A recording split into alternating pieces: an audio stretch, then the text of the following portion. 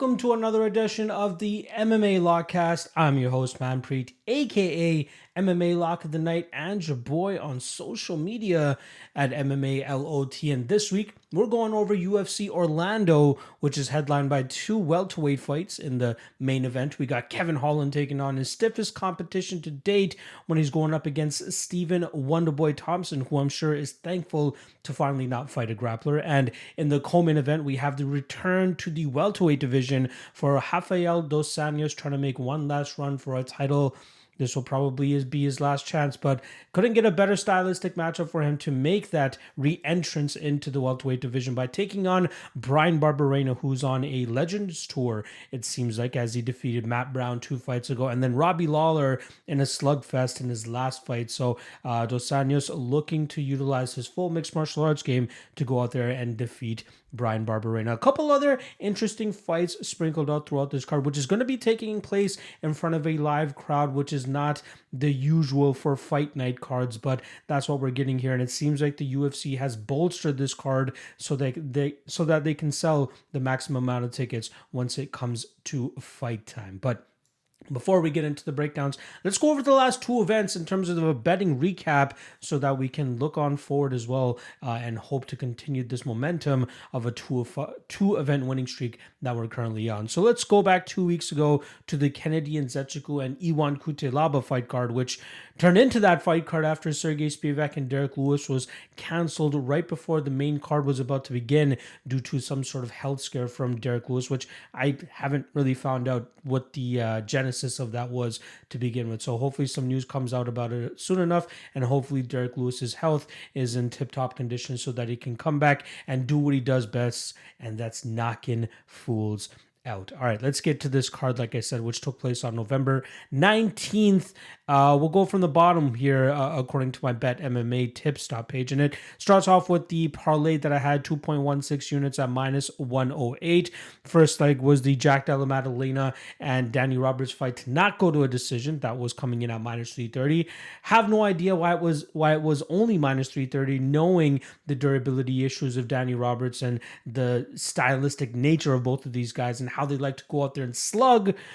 Jack Della Maddalena goes out there and knocks out Danny Roberts. Great win for us to start off that parlay. And then Waldo Cortez Acosta, I believe it was the co-main event, if I'm not mistaken, or at least the third fight from the top that night, where Waldo goes out there and pitches a perfect game, similar to his baseball roots from which he started his athletic career in. Now he's transitioning over to MMA and looking to be a very good prospect, utilizing his boxing, utilizing his output, his kicks, all of that good stuff. He has a very good striking game and utilizes it very well, especially at the heavyweight stature that he's currently at. So that cashes for 1.99 units, 2 units if you want to call it that, straight up. Then let's move on to the only loss that we had on the night, which I believe was the first fight of the night. I had a 1-unit play on Teresa Bleda at plus 150. I was not anticipating a cardio dump from her the way that she had that night. She, had a good first round, but after that, it seemed like her cardio was starting to slow down, and Natalia Silva was able to piece her up on the feet, eventually finishing her in that third round. So good work from Natalia Silva, but I know that there will be a better version of Teresa Bleda the next time we see her in the cage, and hopefully this performance will make people overreact and give us an even better line runner next time, as long as her opponent is a good stylistic matchup for her. All right, next up, it's all about winners from here. 2 units on what do we have here? Brady Heastand going up against Fernie Garcia, if we want to call it that. Good win for Brady going out there, showcasing his wrestling, showcasing his boxing. Great win for him. A closer fight than I expected, to be honest, but I'm happy that I only tied 2 units to that, so that comes out for a 1.33 unit profit. The dog of the night play comes through for your boy with Vanessa Demopoulos, cashing at plus 105 at 1 unit for 1.05 units. Exactly how he expected that fight to play out, right? Demo, getting takedowns, controlling Maria Oliveira from on top, showcasing good enough striking that she could stay safe in that realm, but she did her best work when she was able to get the fight to the ground, and that's what I was banking on. Luckily, it comes through. Good win for her there. And then lastly, 2.5 units, biggest bet of the night, comes in the most controversial decision of the night. Charles Johnson cashes for 1.61 units at minus 155. Close fight. I mean, very close fight. I'm trying to remember it off the top of my head. I believe round 3 was Charles Johnson. Round 1 was Zhumagulov. Round 2 was the round where we had a lot of stoppages because of unintentional fouls.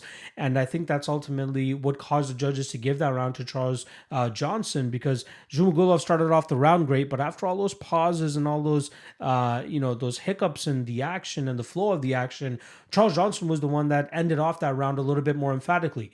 Landed more output, landed more damage, and that likely outweighed what happened earlier in that round to the judges, which is why Charles Johnson ended up getting his hand raised. I'm not going to scream robbery here. I'm not going to scream anything. People can say what they want about this. We all know this. In the long term, these end up evening out, or at least balancing out in your favor, especially if you're able to call the right spots. And, closer fight than it should have been, but I'm glad to come out with the cash that in that fight.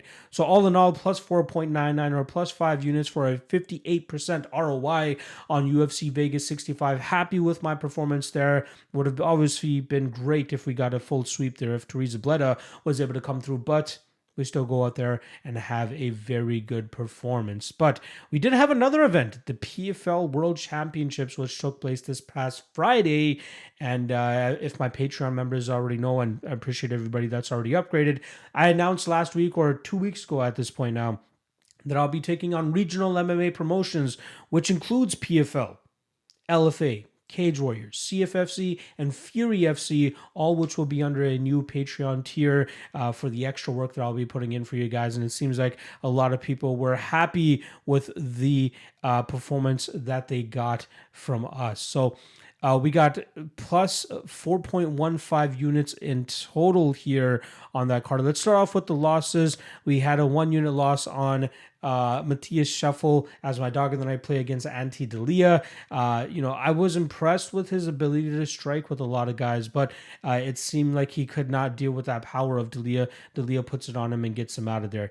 I thought I was impressed with Scheffel's ability to stop takedowns and get back to his feet throughout his researching his tape, but Delia still has the big power in his hands, which he was able to showcase, and that was the end of the night for Scheffel. So minus 1 unit there at plus 275. Big underdog shot. I thought I'd take the shot there. Minus 1.05 units, on Marlon Moraes, who has a good first 2 rounds there, grinds out Shaman, but he just does not have the durability nor the chin to withstand big power from his opponents anymore, and that's what happened in that 3rd round. Credits to Shaman Moraes for coming back after those tumultuous first 2 rounds, but Marlon Moraes, I can't back you any further. I apologize. Let's get to the 2.5 unit win, 1.47 unit win on the 2.5 units wrist at minus 170 on Brendan Loughnane. Very stellar performance from there. Exactly what I expected out of him to slow down Bubba Jenkins as this fight went off, and then eventually finished him later on in that fight. Great performance from him there. I wish I went with that round 4 sprinkle as well on him, as I knew he would finish this fight late, and we probably would have gotten great odds for it as well. But Brendan Loughnane showing that his takedown defense is up to snuff and that his striking is tough for a lot of opponents to deal with, especially when he's able to implement that calf kick, and that's exactly what was on display that night against Bubba Jenkins. So good cash for Brendan Loughnane there. We had 1.35 units on one of the first fights of the night to go under 2.5.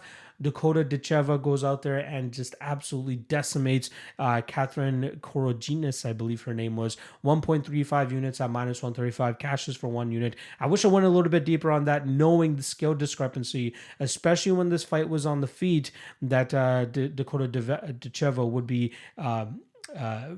benefiting from. So good work from Dakota there to get her out of there, and solid work from us in terms of cashing the under 2.5 spot. We also had a parlay here, 2.02 unit parlay at minus 101. Sadabu C goes out there and puts on a relatively pedestrian type performance, but it was enough for him to get his hand raised over 25 minutes and take home that $1 million prize, as well as the welterweight strap for the PFL that season. Most people would not be enthused with that type of performance from C, but me, I'm more than happy to take a boring decision victory as long as you're going out there and doing exactly what you need to do to win. That's exactly what Sabadu did that night. And then to close it out, Olivier Aubin-Mercier knocking out Stevie Ray. I believe it was the end of the 2nd or the 3rd round, but good performance from him there to cash that ticket, take home that lightweight title as well as that lightweight $1 million check that the PFL was giving out. So he cashed that parlay for 2 units. And then in the main event, we go 1-1 in the main event, but still come out with profit. We had 1.5 units on the over 2.5, which was at plus 110. Great performance from Larissa Pacheco, who comes out and pulls off the upset victory, taking 3 rounds to 2. But, I have wanted nothing to do with that Harrison shock. So I decided to take a half unit shot on her to win by decision, which is how she won the first 2 fights at plus 240. That's minus 0.5 units there. But in the main event, we end up plus 1.15 units thanks to that over 2.5. Looking back at it now, I wish I kind of went with the fight goes to decision as a half unit shot rather than taking the Kayla Harrison plus 240. I knew that was going to a distance, going to a decision, and from there it probably would have ended up being up close. Shout out to everybody that got in that on that plus money on Larissa Pacheco. Not the biggest upset in MMA history, so let's pump our brakes there, but still a great performance from Pacheco, and now that makes the 2023 season of PFL very interesting, especially if both these women come back and try to reclaim what is theirs. So like I said, all in all, great performance over the last 2 events. Great performance over the last 2 events there. Plus 3.57 units for a 36% ROI on the PFL event. I believe if you add it up together, that's about 8.5 units over the last 2 weeks from the last UFC event as well as the last PFL event. Although the Bellator event prior to that was a complete reverse sweep, so I don't want to take too much credit for the run that I'm on right now, but is what it is. All right. We are going to be shifting our focus to UFC Orlando, which goes down this weekend. Like I said, very interesting matchup sprinkled throughout it. But before I do that, I just want to give a quick shout out to the Patreon members that we have. We've hit that 350 member mark once again. And I think a lot of it has to do with the recent announcement that I made about taking on regional MMA promotions as well. Like I said a little bit earlier, LFA, PFL, CFFC, Cage Warriors, and Fury FC will all now be covered on my Patreon page. In terms of the YouTube world, I'll only be releasing main event breakdowns for those cards, but then the full breakdowns can be seen on, or read, I should say, as they will be in written form on my Best Bets and Props article on the Patreon. $15 a month for all of my content. But if you only want to focus on Bellator, UFC, and the Contender Series, that's a measly $5 a month that I'm sure anybody can take advantage of. Like a little bit of money on that, and then just upgrade to the regional MMA promotion tier so that we can try to cash almost every weekend, considering there is an event every freaking weekend in the mixed martial arts world. So $5 a month or $15 a month. Link in the description below. Check it out. After I finish recording this and editing it and releasing it to you guys, I'm gonna get started on the Bellator breakdowns for the card that's going down next weekend. But the public won't be seeing that until fight week. But you guys, you special Patreon members, will be seeing them on the Bellator Best Bets and Props article that I start in the next, today, going over the next couple days as well.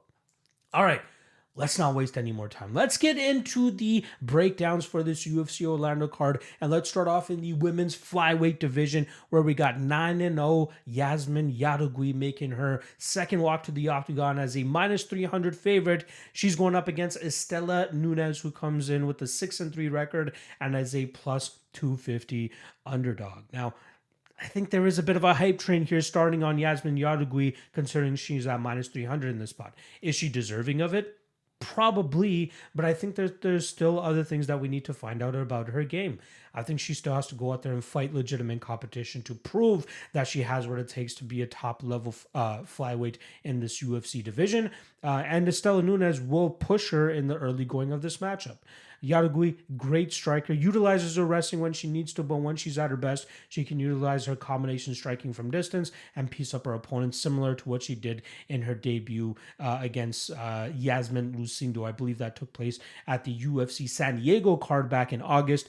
Great debut from her, great highlighting spot with her being the third fight from the top. Now she's the curtain jerker, but this is the part of her career where she really starts to get everything together, start to dot those I's and cross those T's so that she can start to make a a run in the rankings of this flyweight division and try to stamp out and clear out a space for herself in this UFC's flyweight division. With Estela Nunes, she's on hard times, 0-2 in the UFC. First loss coming to Ariane Carnelosi and her second one coming to Sam Hughes. Both of those due to the fact that she has a horrible gas tank. Now, she looks like a great fighter in the first round where she can put her strikes together, throw big power, and and on the regional scene, she's getting her opponents out of there. But when she's fighting tougher competition who can take those early shots, they're able to endure it, push her into the late parts of the fight. And we saw Carnelosi finish her in the third round. And Sam Hughes was damn near close to finishing her as well, but she picks up a decision victory that night. If she can do some early work here against Jauregui, that's probably how she gets her hand raised, by winning the first 2 rounds. But I just think that she slows down a little bit too much. And considering the output and volume that she's going to be seeing from the Jauregui side, I think we see it start to slow down around that 6-minute mark of this fight. And that's where Jauregui starts to take over and potentially finishes her in the third round of this fight. I don't like getting tied to minus 300 chalk on somebody that's still carving their spot out in the UFC roster, but I think that Jauregui is a decent enough spot here to survive that early onslaught of Nunes, take over in the later parts of this round, and then possibly finish her in round 3. So I'm going to go Jauregui round 3 TKO, but let's see how she pans out with future opponents. Estela Nunes, I apologize, but this will likely be her pink slip fight out of the UFC. Next up, we go to the men's featherweight division, and we got the 16-8 Marcelo Rojo, who comes in as a plus 145 underdog, going up against UFC newcomer and Contender Series alum Francis Marshall, who comes in with a squeaky clean 6-0 record. He's the minus 170 favorite in this matchup. Now, Francis Marshall, like I said, coming off this most recent season of the Contender Series where he put on a great all-around performance, dealing with a fighter that was very, first minute or bust in a sense, right? With his opponent, Connor Matthews, he had finished 4 of his 5 opponents in less than a minute, and then his other opponent, he finished, I believe, 2 minutes or so into that first round. Never got out of the first round. That just showed how dangerous he was in the early going. And even though it might have been against tomato can level of opponents, he was still dangerous against a guy like Francis Marshall, who needs a little bit more grooming. But Francis dealt with it very easily, landed takedowns, outstruck him on the feet, and showcased a great mixed martial arts performance to get his name signed on that dotted line so that he can make his UFC debut this weekend here against Marcelo Rojo. Now, Rojo on a little bit of a tough run, right? Obviously lost to Charles Jourdain a couple fights back, in a fight where, it was relatively back and forth before Charles really dragged him into deep water and, forced Marcelo Rojo to drown late in that fight. I think there was 30 seconds left on the clock there when Charles Jourdain got him out of there. Kyler Phillips utilized great movement, outside footwork, good striking and blitzing attacks, and then eventually a submission heavy attack later on in this fight to get Marcelo Rojo out of there. Rojo, at his best, is a berserker of a fighter. Likes to go out there and slug with his opponents, put pressure on his opponents, and try to knock them out. The majority of his wins coming via finish, and even on the flip side, he's shown some decent durability and can make it to the 15-minute mark, but if opponents are able to put their foot on the gas late in fights, he usually succumbs to that. Francis Marshall here, a little bit green in my opinion to be backing him at minus 170 against a guy who's seen plenty of wars like Marcelo Rojo. Rojo's going to be trying to convince Marshall to exchange with him in a slugfest and a firefight, but I'm not sure if the fire marshal, Francis Marshall, is going to oblige with that. I think we'll see Marshall implement his grappling here, strike, his striking game is really meat and potatoes at this point in time. It's a lot of just 1-2s, using his speed and his explosiveness to be successful with that, but I haven't really seen him go out there and throw combinations or really be very effective with, a heavy striking game. He likes to get his opponents to the ground and drag them through the mud there. Sometimes he gets the finishes. Sometimes he's fine with just dragging them to the 15-minute mark and winning a judge's decisions like he just did this past time against Connor Matthews on the Contender Series. The spot that I'm looking at that I've already pulled the trigger on is the over 1.5 at minus 160. I could see this fight easily going over the 7.5-minute mark. The only concern that I have is if Rojo really does get that slugfest that he wants early and Francis actually obliges. I'd be surprised if he obliges. He knows he's going to be outstruck on the feet, so there's no need to trade with a guy like Rojo on the feet.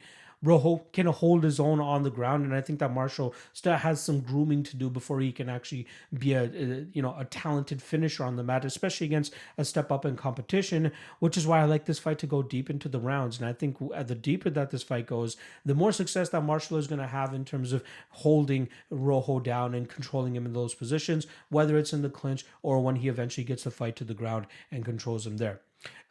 So rather than taking the chalk on Francis Marshall at minus 170, for him to win, this fight's going to have to go deep. And I think at minus 160 for the over 1.5, which is only 7.5 minutes, I think that's a damn good spot. So I'm going to be pulling the trigger here on the over 1.5, but I do think it's Francis Marshall who gets his hand raised here. But let's see him go through a little bit more adversity. Let's see him go through a little bit more grooming before we trust him as a favorite against a veteran of the mixed martial arts game. All right, next up, let's get to the lightweight division where we have 7-1 Natan Levy going up against 10-1 Guida Valdez. We got minus 180 on Levy and plus 155 on Guida Valdez. Now, I don't really understand the hype on Natan Levy. He's only lost one fight, which was his last one against Rafa Garcia. But even when he's winning, I'm not very impressed with what I see. We can even go back and look 2 fights ago when he fought Mike Breeden, or I believe it was his... I can't recall, sorry, off the top of my head, whether it was Garcia or Breeden, but those were his last 2 fights. The Garcia fight, he got, out-grappled there. We saw as that fight got longer and deeper, we saw Garcia go out there and just land takedowns at will and control Natan Levy and just get the better positions and land the more valuable output. And you see in both of those last 2 fights, Levy starts to slow down as the fight goes on. Now, it's not to the point where you can go out there and just finish the guy. He took a hellacious beating from Mike Breeden in that 3rd round, but he kept on chugging. He stayed in the game, and he stayed safe enough in those positions. But he was clearly the one losing that round. But luckily for him, he did enough in the first 2 rounds against Breeden to eventually get his hand raised via decision that night. But I think a guy that can put the pressure on him from the jump will be more than live in this matchup. And that's what we're getting with Guida Valdez. Valdez has never seen the judges' scorecard. He's been in the 3rd round 1 time in his career, and he came out on top after facing some adversity early in that fight. He was able to get the top position against his opponent and then rain down some big shots and get him out of there via TKO. Showcasing that he can battle through adversity. Showcasing that even though he hasn't been to the 3rd round often, that he can deal with a heavy pace early on in fights and still come out on top later on. That was on perfect display in his fight in the Contender Series last year, where he took on Patrick White in a slugfest where both guys had tremendous success in that 1st round. Patrick White hurting Guida Valdez on numerous occasions, but it was eventually Valdez who landed a big shot in the early going of that 2nd round to put Patrick White out and eventually get his name signed to the UFC. He made his UFC debut against Matt Frevola in not the greatest of circumstances. It was a barn burner of a fight where Frevola pretty much had him covered in every aspect of that fight and eventually knocked him out after dropping him, I think, maybe 4 or 5 times in that 1st round, but he still managed to get that knockout in the ending of the 1st round. But Guida, at his best, can land takedowns, is very smothering from on top, and he'll be dealing with some adversity here against Levy, who's a very strong fighter in his own right. He's a black belt in karate and kung fu, and you can see that when he's striking because a lot of his strikes come from kicks. He likes to throw spinning back kicks and teeps up the middle and just stay active with his kicks, but his main goal, as you see whenever he gets his hand raised, is to drag fights to the ground. I am not the most impressed with his top position and his ability to control those spots, but he will be very dangerous in the early going here as he'll have the technical and speed advantages against Guida Valdez, like I said, in the early going. But if Guida can survive that early onslaught and drag this into deep waters in the 2nd and 3rd round, that's where I think that Levy starts to slow down and the pace and pressure of Valdez will start to catch up to him. The speed, the explosiveness, and the technical advantages will not mean as much as there is less and less gas in the tank of Natan Levy, which is why I like a small shot here on Valdez as the underdog. Just looking at some of the words and thoughts that are out there about this matchup, a lot of people are writing off Valdez because of his last 2 fights, because he got knocked out by Matt Frevola, and because he had a life and death matchup against a guy like Patrick White. But if you scope out and look even further than that, yes, his level of competition on the regional scene is a little bit sketchy, but you see great things for him. And Natan Levy, let's be honest, this guy might be a Patrick White level of fighter. He's not that great. Mike Breeden almost beat this guy. So I'm going to lean on Valdez and maybe even a Valdez round 3 prop if it's juicy enough for me here. But I think that he survives the early onslaught and then later on really starts to put it on Natan Levy, lands his own takedowns, keeps roughing him up and wearing on him, and then eventually finishes him probably in the second or third round of this fight. I don't think Valdez is going to be a popular pick, nor a popular prediction, but I do think that he is a side in this matchup considering how flaky Natan Levy can actually be.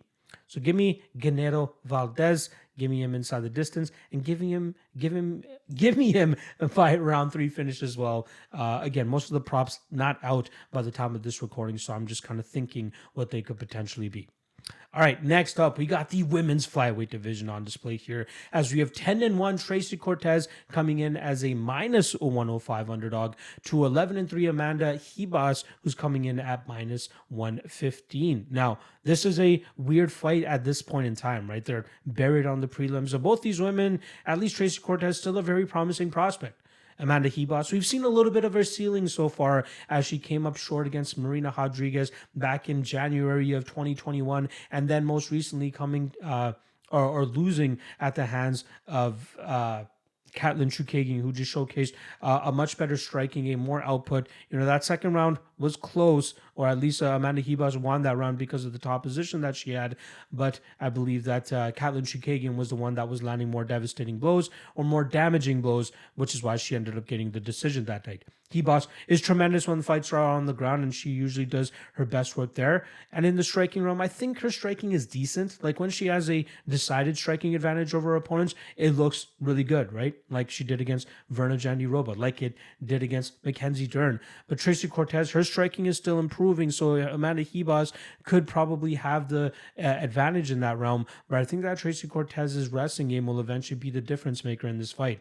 Now, Amanda Ribas could potentially be dangerous off of her back, but we've been seeing plenty of improvements since Tracy Cortez dropped her pro MMA debut via guillotine choke. She just kept going in for desperation takedown after desperation takedown, and she eventually paid for it as her opponent was able to latch on the neck and get that guillotine choke. But we've seen Tracy Cortez get caught in a ton of compromising positions since that fight, and she's done a very good job in terms of staying calm and composed and allowing her discipline to take over so that she can get out of those bad positions and then get back into her dominant position where she's able to either control her opponent or do enough damage on top where she can get that decision victory.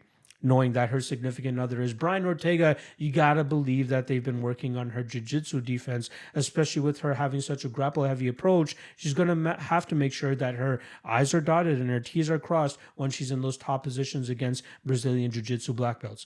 We saw it on display against Melissa Gatto, and I'm not sure if Gatto is a black belt off the top of my head, but she is very offensive off of her back, but we saw Cortez stay very safe and control that fight for the majority of it. Amanda Ribas, probably a better version of Melissa Gatto everywhere. Maybe Gatto has a little bit more fight-ending threats than Amanda Ribas does, but we saw Tracy Cortez deal with that fight very easily, and I think that she could do the same thing here against Amanda Ribas. There will be a little bit more threat just because of the technical advantages that Amanda Ribas will have in certain aspects of this fight, but I think that Tracy Cortez will land those takedowns when she needs to, and she'll be good enough with her submission defense that it will allow her to grind out Amanda Ribas and get her hand raised by decision. So if you got in on that plus money on Tracy Cortez earlier last week, shout out to you. If you're able to still get plus money on her, shout out to you as well. But I think that Cortez is the side, and I think she'll get her hand raised via decision. All right, let's flip on over to the men's featherweight division here, where we have veteran Darren Elkins with a 27-10 record and coming in as a plus 360 underdog, something that he's used to at this point in his career, going up against a JSP, Jonathan Pearce, who's at a minus 450 price tag with the 13-4 professional record. I just don't understand why they continue to feed Darren Elkins to some of these, up-and-comers who have hellacious finishing abilities and guys that will more than likely, force Darren Elkins to lose a couple of years off of his life. This is a horrible matchup for Darren Elkins, especially in the early going. Now, we've seen Jonathan Pearce slow down later on in fights when he couldn't really get his way, but I don't think that's going to be an issue here. I think we'll see him put that big power on Darren Elkins here, utilize his speed and power advantage here, and get Darren Elkins out of there within the first round or so. He has heavy grappling and heavy top pressure, which I think will be in play here in the early going. But should he start to slow down and Darren Elkins start to take over the later that this fight goes, I think this could get a little bit iffy. But I'd be surprised if Darren Elkins provides enough resistance for Jonathan Pearce to go out there and lose to a guy like Darren Elkins. The spot that I'm kind of circling and have my eyes on is the under 2.5. I'm currently seeing it around that minus 135 range, which I think is a steal of a price, considering that the vast majority of Jonathan Pearce's win condition here is tied to him finishing Darren Elkins early on in this matchup. So I'll likely be tying myself to the under 2.5 rather than the chalk on Jonathan Pearce in case something crazy happens and Darren Elkins ends up finishing Jonathan Pearce the later on that this fight goes. But I think that Pearce has all the advantages here, from the youth to the athleticism to the striking to the wrestling to pretty much everything. The only thing that Darren Elkins has Jonathan Pearce beat on is heart. And I don't think that's going to be enough for him to get his hand raised in this spot. So give me Jonathan Pearce early going, round one, Jonathan Pearce if you want as well. Jonathan Pearce inside the distance. But all in all, under 2.5, probably the best lined odds and prop for this matchup for us to cash that ticket. So give me the under 2.5, but Jonathan Pearce inside the distance. Excuse me. All right, let's get to the lightweight division now, where we have 20-18 Michael Johnson coming in as a plus 230 underdog, going up against a Mark Diakiese, who's 16-5 and comes in as a minus 275 favorite. Now, Mark Diakiese, we've seen a complete reverse of his game over his last two fights. Now, I'm not saying that he hasn't wrestled in the past, because if you do enough digging, you'll see that he likes to go to the wrestling when he needs to, but you see him very much emphasize it over his last two fights. I believe combined over his last two fights, he's landed 9 takedowns, as well as controlling 26 out of the 30 minutes of competition that he's faced over those last two fights. Absolutely insane. Now, he came into the UFC mainly known as a flashy striker, and you saw it on display in his early fights. But as he starts taking some lumps and starts taking some losses, you see him become a more well-rounded mixed martial artist by going to his grappling more often. And I think as a bettor, that's something that a lot of people really enjoy. I think that we'll see him go out there and utilize his grappling advantage once again here against Michael Johnson, who, a very stale record at 2018 or 20-18. But I think he's probably the best fighter of all time with that type of win percentage. The guy is a great striker. The guy throws in combinations and he has good power, but he just has really fallen on tumultuous times over his last several years. I think he only has one win over his last 6 or 7 fights, if I'm remembering correctly off the top of my head. But I think that, Diakiese has a good enough striking game to stand and bang with Michael Johnson for as long as he needs to, until he can change levels, get the fight to the ground, and control Johnson from there. Now, I love backing fighters like this that are reliable and going out there and doing what we need them to do, and especially if they have that advantage over their opponent. You saw Stevie Ray steal an almost entire round off of Michael Johnson in round 3 because Johnson could do nothing in terms of getting up off of his back. He is phenomenal in the striking realm, but he has a lot to work on in his grappling. And at this age and at this point of his career, I just don't think that those improvements are going to come. So I do like Mark Diakiese here. I'd like him to win by decision.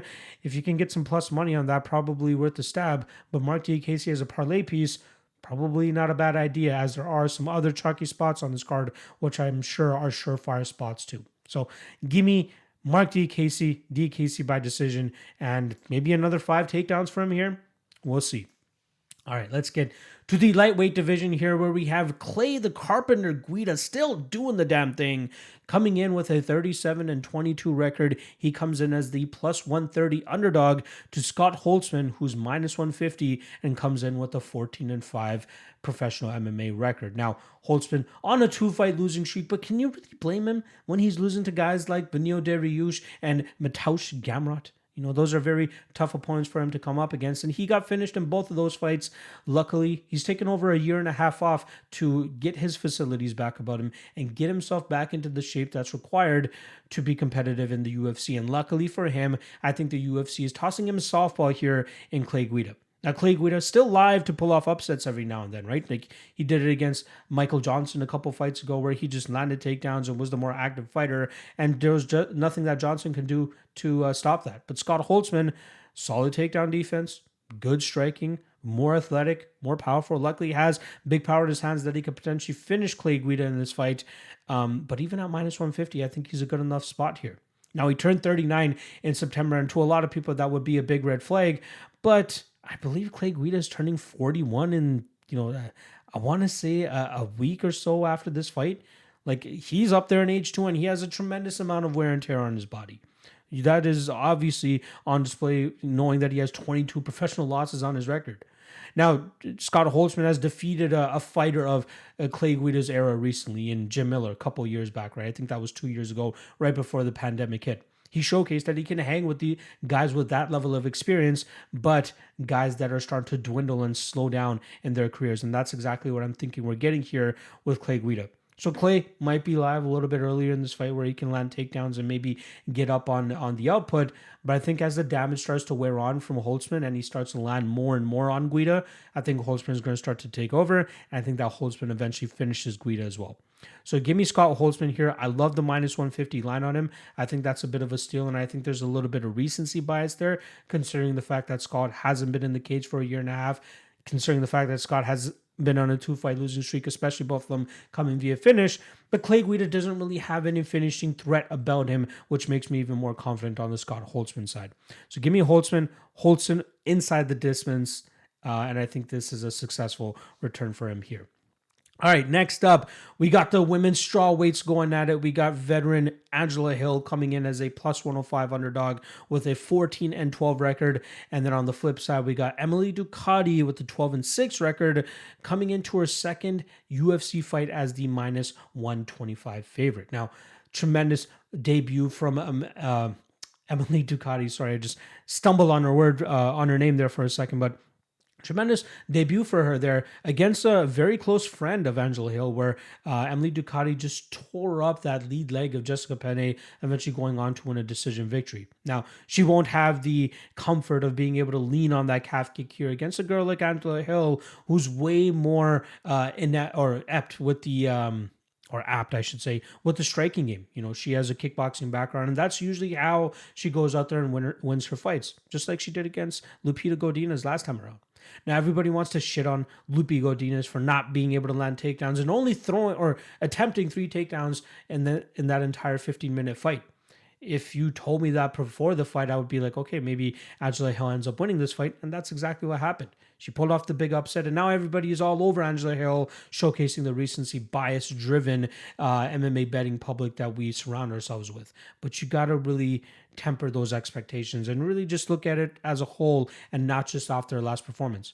Looking specifically at the Angela Hill versus Godinez performance, the reason that Godinez could not attempt more than 3 takedowns was that Angela Hill did a great job in terms of feinting and throwing strikes that are very difficult for wrestlers to get around. And what I mean by that is the uppercuts. You want to connect with that uppercut whenever somebody changes levels, and I think that's what Lupita Godinez was scared of that night. The knee up the middle, that's something that Angela Hill was feinting a lot as well. But here with Emily Ducote, she's a little bit more comfortable in the striking range than Lupita Godinez is, at least in my opinion. Mixing in her kicking with her striking and with her speed, I think she can mask her takedowns a little bit better than what Lupita Godinez was able to do.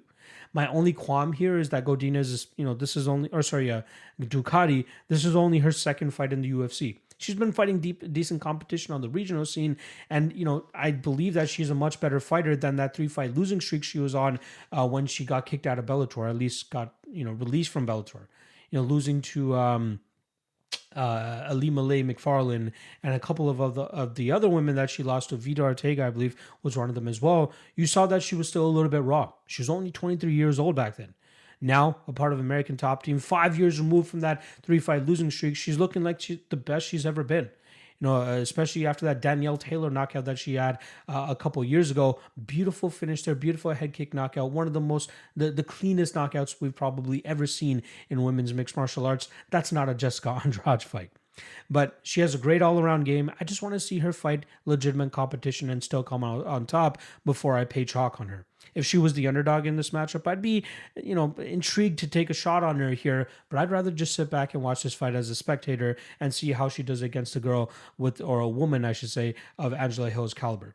Hill, a mediocre, middle of the road type fighter, but she can still go out there and expose fighters that are not well rounded enough, just as she did against Lupi Godinez last time around. So give me Ducote. I think that her mix of striking and grappling will give her the edge in this fight. I think she wins it via decision. And if I can get it around that minus, if I can get plus money on Ducote here actually to win by decision, I might take a little bit of a shot on her, but I do think she has a better overall game here. She should be able to shut down the volume-driven game of Angela Hill by landing takedowns when she needs to, and then even on the feet, I think she can land her strikes, get out of the range of Angela Hill when she needs to, and then again, ultimately, her game plan should be around takedowns because that will likely be what scores with the judges and gets her hand raised here. So give me Ducote via decision.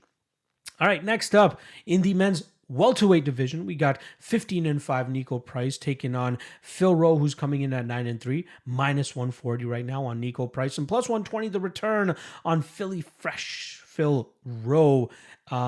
Interesting fight here, right? Both guys long, lanky guys. Phil Rowe likes to utilize that range a little bit more with his crisp shots down the middle, his combination striking and his kicking game, but I still think that there's some greenness to his game, and I think that he might struggle a little bit with the pace and pressure that Nico Price likes to put on his opponents.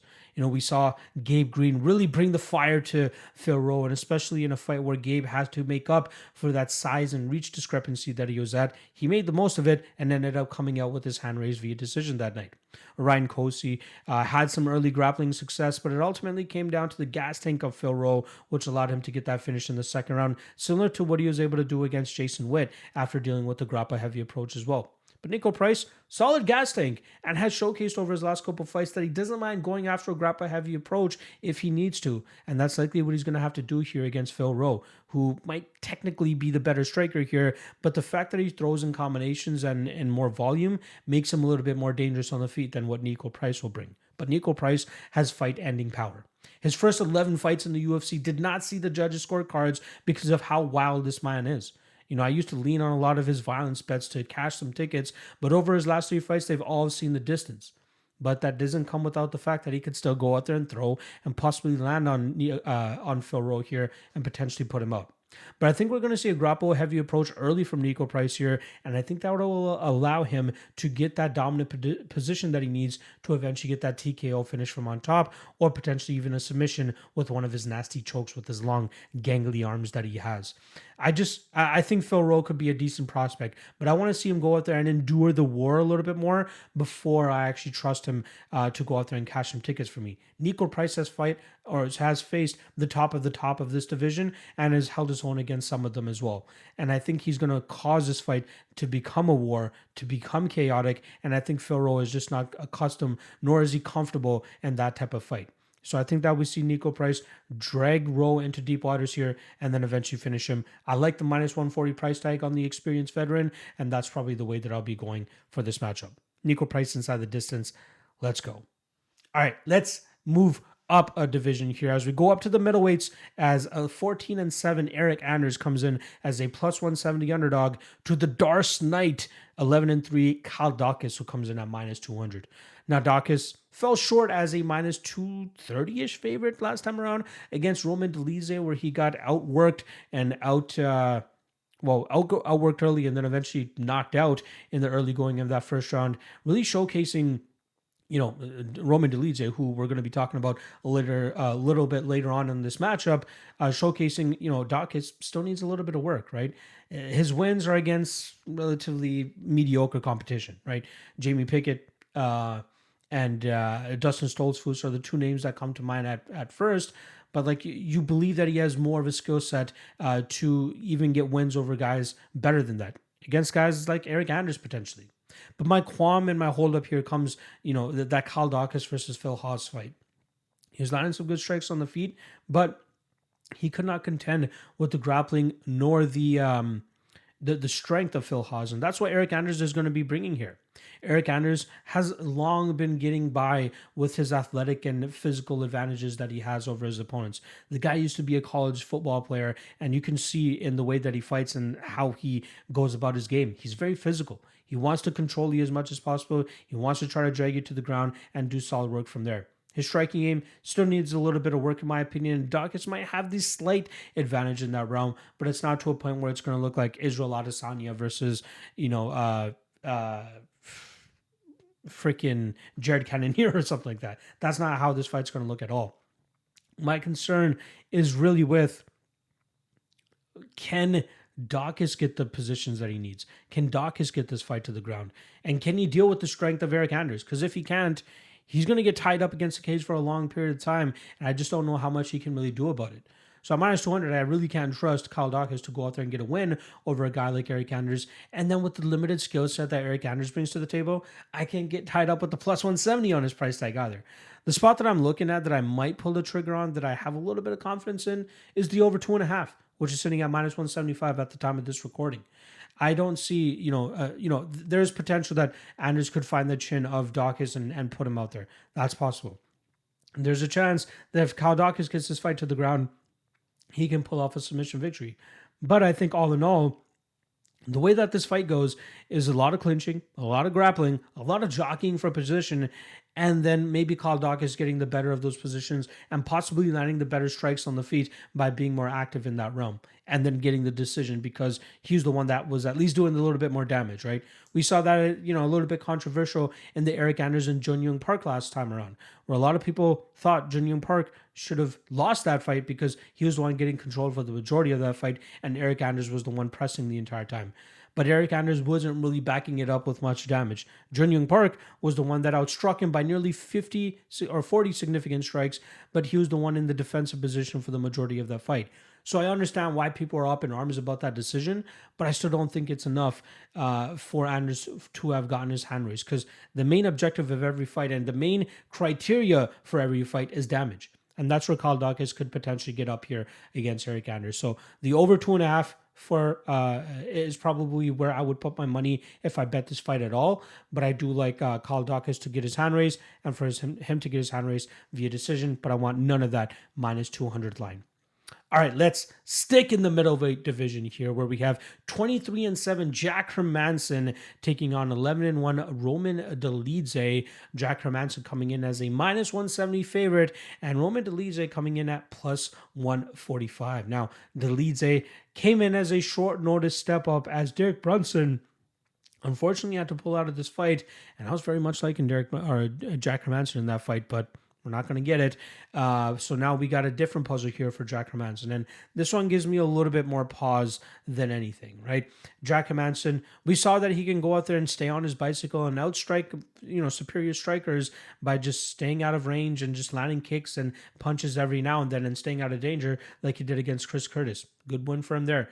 His takedown game leaves a lot to be desired. It's only 27% accuracy rate, but he's known as a wrestler. He's known as a guy that can grapple you and do some decent work on the mat. He might struggle to get Dolidze to the ground here, and if he does, I could see him going out there and doing what he did against Chris Curtis by winning this fight by staying, active enough from the outside and just touching him up. Roman Dolidze, that guy's a fighter, right? The guy makes a lot of fight IQ mistakes and a lot of technical mistakes, but you can't count out that this guy's a fighter. The guy goes out there, underdog in his last two fights, if I'm not mistaken, and knocks out both of his opponents, Kyle Daukaus and Phil Haas. He's always going to get disrespected because he'll always be at a little bit of a disadvantage when it comes to the skill set. But the fact that this guy just loves to fight, go forward, and throw haymakers at you, that's the reason he'll usually get his hand raised. We saw a different approach in the Laureano Staropoli fight where he just looked to grapple and get Staropoli to the ground. He didn't get off much damage there, but the fact that he controlled it for the majority of the fight and Staropoli couldn't get anything off, that's the reason that Dolidze ended up getting his hand raised. But here against Hermansson, he might not have that success. I think Hermansson might end up being the stronger fighter once these guys end up clinching up. And I think that's what likely get Hermansson the advantage here. But I'm done fading Dolidze, right? I'm done betting chalk, or at least heavy chalk against Roman Dolidze. Hermansson should win this fight. Minus 170, not too bad of a line considering his skill set over Dolidze. But Dolidze, The guy spoils the party over and over again. I need somebody a little bit more reliable than Jack Hermansson before I get tied up with a price tag like this, fading Roman Dolidze. Hermansson, we've seen him struggle to assert his game, and when he can't get his game going, he starts to deter, and his opponents are able to take over. That's my concern here, because Dolidze will absolutely smell that little bit of breaking, that little bit of fear, and if he gets any type of blood, he's going to go in it like a shark and eventually finish Hermansson. The spot that I'm looking at, which there are no odds out for it yet, but if it's any better than minus 120, the over 2.5 is probably where I would put my money. I think Hermansson will dictate how this fight goes, whether it's with the clinching. Even if he's failing on takedowns, I think he'll clinch up, then break out into space, and then get back to the game plan that he had against Chris Curtis, which is just stay on the outside and touch him up. He doesn't have as much real estate to work with here as he did when he fought Chris Curtis, but I still think he'll find a way to make it effective and do what he needs to do against a guy like Dolidze, who, again, the guy's a meathead at sometimes. I think I just don't think he has the fight IQ to cut off the cage or to get Hermansson into those compromising positions. But he could. Hermansson might fumble the bag here because this is a tremendously different stylistic matchup than what he was preparing for when he was getting ready for Derek Brunson instead. So I'll still go with Hermansson as my prediction. I'm going to take the over 2.5 likely as a bet. That will likely be the spot that I pull the trigger on if I bet it at all. But beware of Dolidze. This man is just a wild man. That's all I got to say. All right. Let's get to the heavyweight division here. We have 15-4 Tai Tuivasa coming in as a plus 165 underdog.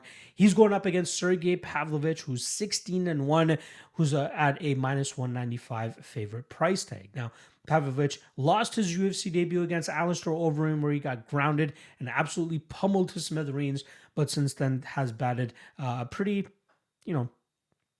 flawless record to that point, finishing all of his opponents, which is not usual of him, right? If you look back at his regional scene, there was a long period of time where he would just go out there and decision his opponents, outstriking them on the feet, landing some takedowns, and just doing enough to win a decision. But now it seems like he's very much loving the power in his hands and putting that on display against his opponents.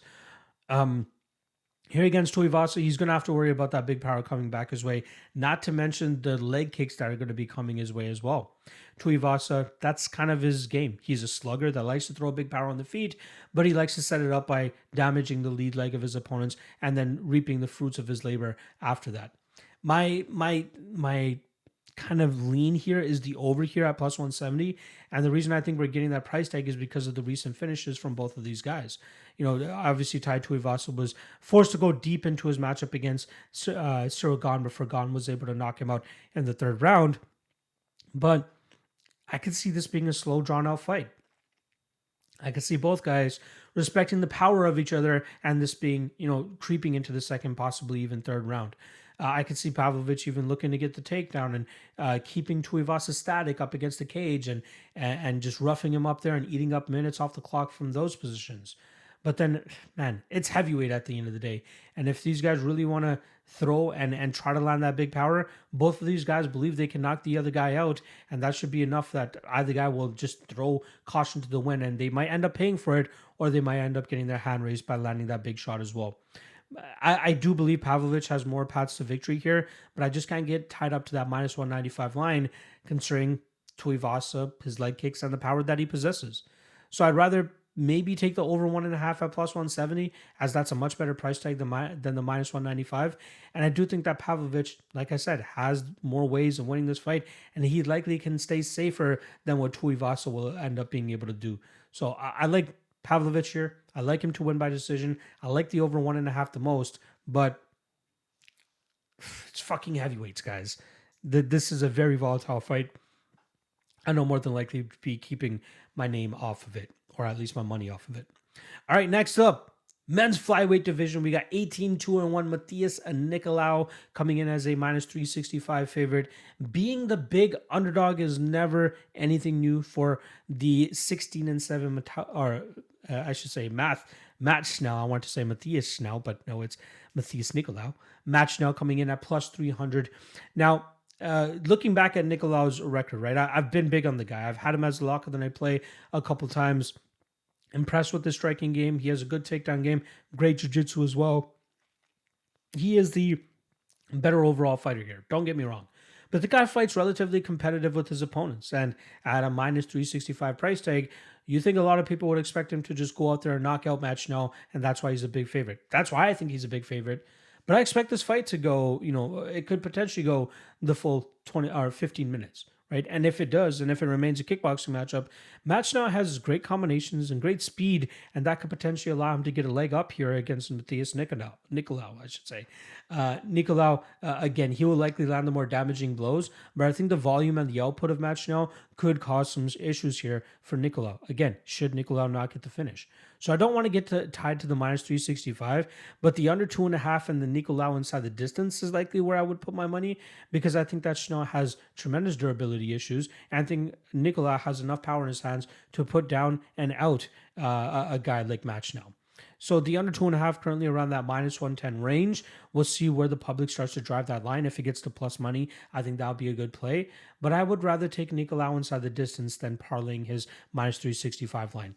Schnell, always overlooked, always disrespected by the public. But when this guy can survive the onslaught of his opponents, he makes it very hard for his opponents to get their hand raised. So I'll still go with Nicolau. Just be careful about the chalk. Take him inside the distance, as I believe for him to look minus 365, he's going to have to finish this fight inside the distance. So I'll go Nicolau inside the distance, under 2.5, intriguing spot, but I still think that Nicolau gets his hand raised in here, in this fight. All right, co-main event. Like I said, top 2 fights here taking place in the welterweight division. The first of which between 31 and 14, Rafael dos Anjos coming in as a minus 540 favorite. He returns to the welterweight division to take on Bryan Barberena, coming in with an 18-8 record with a plus 420 underdog price tag. Now, Bryan Barberena in his last 2 fights dispatched of Matt Brown and Robbie Lawler in tremendously, warlike, slugfest type fights, more so the Robbie Lawler fight than the Matt Brown fight. But Bryan Barberena seems to be on the streak of wanting to go out there and finishing legends and beating legends, and Rafael dos Anjos is the next one up. Unfortunately for Bryan Barberena, I think he's going to be outgunned here. Dos Anjos has showcased that he has a tremendous MMA game. This guy mixes up his striking well behind his takedowns, and that allows him to get that top position, to control his opponents, and really make them work from that position. Bryan Barberena has showcased that he can struggle in those spots, right? Jason Witt, able to get him down, grind him out, land big shots, and win that fight via decision. And then we've also seen Bryan Barberena put his big power on people and get them out of there. But I really think that Dos Anjos is way too complete here. And even though he's getting up there in age, I still think he's complete enough to beat a guy like Barberena. Barberena is going to hope that he can land a big shot on Dos Anjos here and finish him.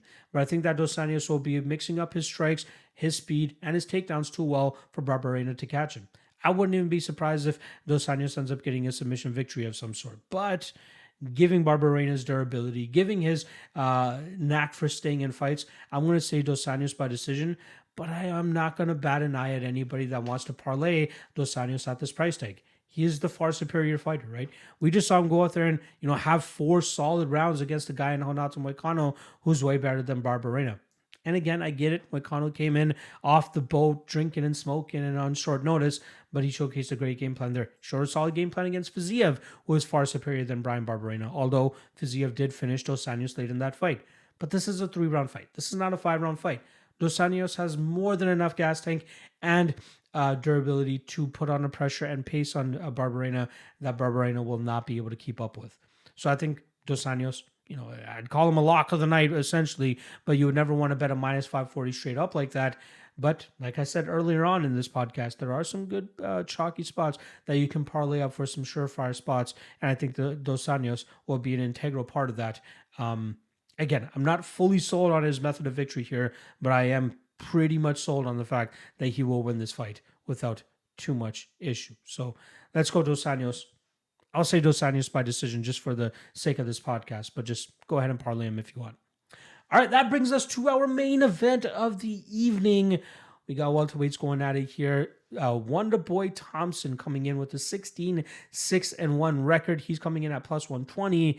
The 23-8 Kevin Holland comes in as the minus 140 favorite. Now, I think Wonderboy Thompson is breathing a sigh of relief after he doesn't have to fight a grapple-heavy fighter here. His last two fights, Gilbert Burns and Bilal Muhammad managed to take him down and control him for the majority of their fights, and there was nothing that Wonderboy could do about that. Kevin Holland, more of a striker here, but he can use his grappling if he wants. I just don't know how effective he'll be with it against a guy like Wonderboy Thompson, who, prior to those last two fights that he's had, was pretty good with, stuffing takedowns, getting to his feet, and just getting back to the range that he needs to let his karate style go. Now, should this fight play out in the striking realm, I think that Thompson will have the advantage. I get it. He's getting up there in age, but he showcased that when he fights other strikers, guys like Vicente Luque and Jeff Neal, that he can go out there and get away from their big power while still showcasing his kicking game and his karate game, which has made him successful in the UFC. Kevin Holland, with his range and his size, might make it a little bit more difficult for Thompson to get that game off, but I think that the traps and the puzzles that Stephen Wonderboy Thompson sets for his opponents might be a little bit for Kevin Holland to analyze and try to break down, and then eventually to try to exploit. The speed and the power of Holland is a little bit concerning as well, which is why I want a little bit of a better price tag on Thompson before I pull the trigger on him. He's sticking around plus 120, and I think the fight was closer to a pick'em earlier last week, but it seems like that Kevin Holland love and hype is starting to come in on the money line, and I want to see how much this line continues to climb throughout fight week. So if I can get that Thompson plus 150, I'll likely pull the trigger there. But I'm going to stay patient. There is no rush, and there is no need to force a bet on a spot that I feel a little bit sketchy about. Again, the age might catch up to Thompson here, and Kevin Holland might look to take a grapple-heavy approach, knowing how easily other opponents have been able to do it. And Kevin Holland, apparently a black belt in jiu-jitsu, again, doesn't normally lean on that. He likes to showcase his striking, and knowing that he's in a main event slot in front of a sold-out crowd here, he might be goaded into just going out there and slugging it out with Wonderboy Thompson. That will not benefit him here, as Wonderboy is one of the best strikers the UFC has ever seen in terms of hitting without getting hit. And I think that's going to be the reason he likely comes out on top in this matchup.